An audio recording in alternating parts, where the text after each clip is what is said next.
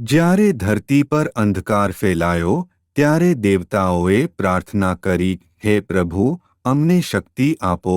ત્યારે ભગવાન શિવે પોતાની શક્તિથી એક દિવ્ય બાળકને જન્મ આપ્યો. અંજના માતા અને કેસરીના ઘરે વાયુદેવના આશીર્વાદથી જન્મ્યા શ્રી હનુમાનજી. એક દિવસ નાનકડા હનુમાને આકાશમાં ઉગતા સૂર્યને જોયા અને વિચાર્યું, આ તો ફળ છે. તુરંત આકાશમાં ઉડી ગયા સૂર્યને ખાઈ લેવા.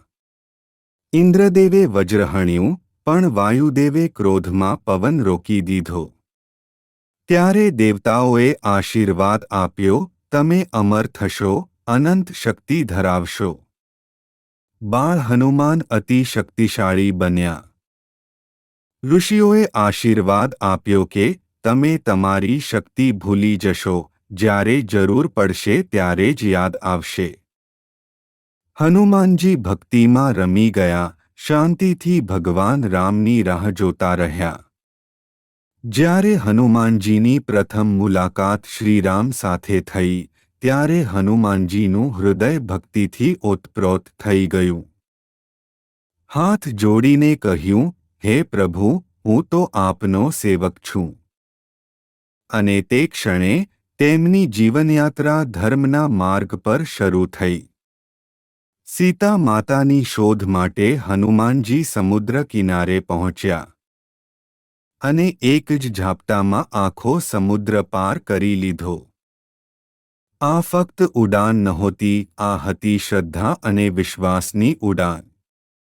સ્વર્ણમય લંકામાં હનુમાનજીએ સીતા માતાને શોધી કાઢી. તેમને શ્રીરામની ઉંગળીની વાળી આપી અને કહ્યું, માતા, પ્રભુ ચોક્કસ આવશે. સીતા માતાના હૃદયમાં આશાની કિરણ જાગી. રાવણે હનુમાનજીની પૂંછડીમાં આગ લગાવી. પણ એ આગ તો ધર્મની જ્વાળા બની ગઈ. જય શ્રીરામ ના નાદ સાથે હનુમાનજીએ આખી લંકાને જલાવી નાખી. લંકા ધુમાડામાં છવાઈ ગઈ, પણ ધર્મનો વિજય થયો. લંકા યુદ્ધમાં હનુમાનજીએ અદ્ભુત શૌર્ય બતાવ્યું. રામસેનાનો સહારો બન્યા, અનેક દૈત્યોને વિજય કર્યા અને યુદ્ધમાં ભક્તિનું પ્રતીક બની ગયા.